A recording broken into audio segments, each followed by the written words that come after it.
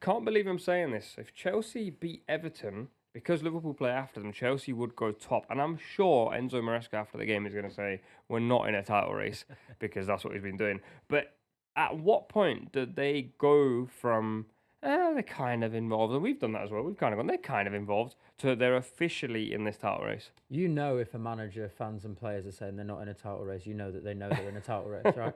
You know that it's just a confidence thing, isn't it? They want to be seen as dark horses, even though, as Jamie Carragher pointed out last week, they shouldn't be because they spent 1.2 billion quid on their squad. I think they are just definitive title contenders now. I don't really understand why they wouldn't be.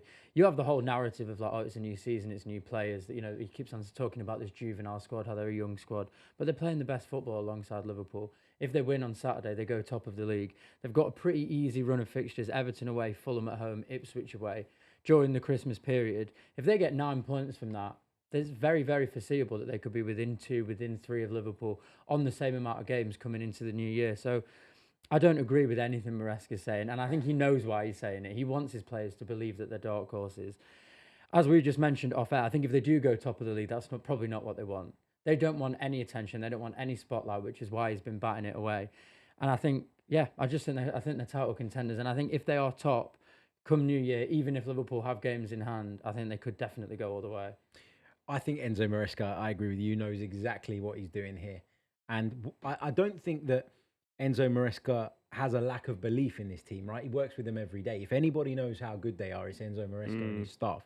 But what I think he's doing is he's managing a fallout if a dip comes. And if a drop in form comes, he's already setting the kind of stall out to be able to deal with that fallout, to be able to turn around to the media and say, well, I told you we weren't ready, so get off my players' backs.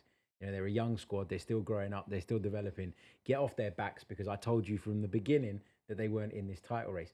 But he knows deep down, he knows how good they are. He knows that they're in contention. Is he ever going to admit it? Maybe not. The way I look at Enzo Maresca now, I think even if it got to the last 3-4 weeks of the season, he'd still be saying the same thing. It's clever management, but unfortunately for Maresca, I think a lot of us can see through it. I think he's just trying to control the narrative. Actually, like I think I agree with you that I think he knows that this squad. If you think about this squad, it's got enough talent, player for player, to win the league, and I think that's why TV pundits. That's why we're sat here going, they're in this title race because they could potentially go on a run and become unstoppable because of the quality they've got. They've practically got two teams, and even the second team that plays could be a decent team in the Premier League. But I think what he's trying to do is go, at some point they're going to go top. It's absolutely inevitable because Liverpool play in a different competition, Arsenal play in a different competition. So at some point when they go top, I think at that point he'll be going, no, like we're not interested. In a lot of ways, like you said, a draw against Everton suits him a lot better than going top because at this stage, if you go top, Christmas period, you'll beat Fulham, you'll beat Ipswich. Now suddenly you're top until Liverpool play Everton. That's a long time to be in the driving seat. Yeah, I think. Well, actually, go to you. Sorry. Yeah.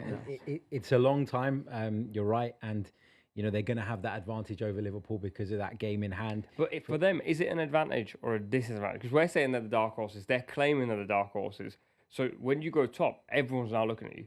Well, if you win your games, then I think it's an advantage because as much as Liverpool Everton is a game that you'd expect Liverpool to come out on top in, they still have to go out and do it. So until that happens, those points, you know, they're not a given, and I don't think they ever should be. Not in this league, not in a Merseyside derby, not in any derby. You know, it's a game that could go either way, and as we've seen in football, things can change really, really quickly. So, yeah, Chelsea will be in a really great position if they can get this victory against Everton at the weekend and continue this run of form. And week by week, they're building the blocks. You know, Enzo Maresca is obviously saying what he's saying publicly, but I think the message behind the scenes will probably be quite different. Really? And I'd imagine there's a bit of expectation building among the players now, and I think that's good because they need to get used to handling that. But if you're only handling expectation that's internal within the changing room, that's a lot easier than handling it coming from all sorts of directions. I mean, me and you discuss psychology quite a lot. I think there's nothing harder than being top of the league when you have a chasing pack on you because a game becomes you need to win. You cannot physically drop points rather than, oh my God, if we win, we'll be even closer. So it's more positive when you're chasing because you win and you get closer. When you're at the top, the negative aspect comes in, the fear comes in. If we drop points, they're going to overtake us. So he'll be very happy with where they are. They've scored the most goals. They've got the highest XG. In my opinion, I think all around the pitch, I think they're playing better football. I think the only thing that might mean that they don't win the title in the end is, as we've discussed before, the two centre-backs and the goalkeeper. But football's changing. It's not as defence-oriented as it once was. And we've said it a million times, this is a weird season. The points total is going to be low. And if anyone's going to win it this year, Chelsea have such a good chance because, like you said, they have two teams. They have attacking prowess in every single position twice over. And they're in the Europa Conference League, which doesn't bring the same amount of pressure. And they've basically been playing their third team in that and scoring like 4 goals every game. So I do wonder if they go into January a couple of points behind or a couple of points ahead, if Enzo pulls the trigger and goes, we need a goalkeeper. Because I like if I'm Chelsea manager now, or if I'm someone who works at Chelsea at the board level, and I'm going, look at the table. Like Liverpool, like a couple of injuries away, you never know what could happen. Arsenal aren't quite at it. City aren't quite at it. We're near the top of the table, and the only thing, and everyone can see it, that's holding us back is potentially defensively, like you said, centre backs and goalkeeper. Why don't we go and get a good goalkeeper and run the league, like run it all the way to the end? Well, Enzo Maresca's done such a good job that he deserves to be given what he needs in January to maintain this level. And look, even if you go and get him the goalkeeper that he wants, there's no guarantee he will maintain this level because we've talked about Chelsea quite a bit as being a young side and still trying to find their way. But what more can he do? Like, what more ammunition could he possibly have to go knock on the door of those making the decisions and say, guys, I need a goalkeeper. I need maybe one centre-back. I've got us to this point, but there's a glaring weakness in our side. And if we don't address it, then that drop-off that everyone keeps talking about, it could happen. So help me to try and mitigate the risk against that by going and getting the player or players that I need. And that Chelsea have never been afraid to spend money. And so why now, when someone's doing a really good job, would you change your tact and go, no, you know, we're going to I worry a little bit. I worry about making a January transfer. I think, especially with the way the squad is at the moment and what Maresca's done, he obviously came in, told Sterling he didn't want him. When he was asked about a squad of 42, he said, no, I've got 16. And he's got these players that he wants, and they're all playing really, really well. And there's a squad harmony to them at the moment. And I think maybe making a change in January, because you never know how it's going to work in January. You've got players who are playing that system. And maybe Robert Sanchez isn't the best keeper, but he's like 5 months into this system now. And it clearly is working because Chelsea can go top on Saturday. And I do worry that making changes could disrupt that squad harmony. It could take a few weeks for those players to bed in. They might make a couple of mistakes. They might lose some points.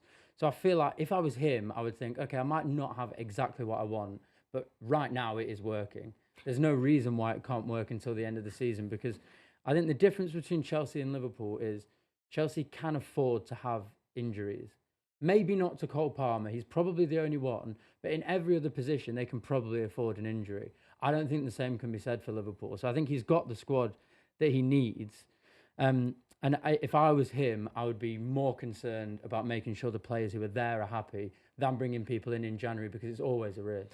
I just don't think anybody wins the Premier League title without having a certain level of defensive solidity. And with that goalkeeper and the centre-halves, I don't think Chelsea have got it.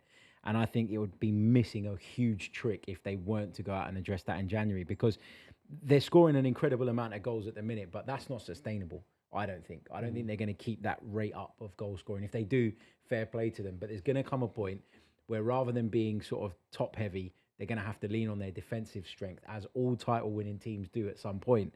And I just don't think that they've got what it takes. So if they don't sign, for me, it will be a massive opportunity missed. I think I said this on last week's episode. It reminds me of Brendan Rodgers' Liverpool.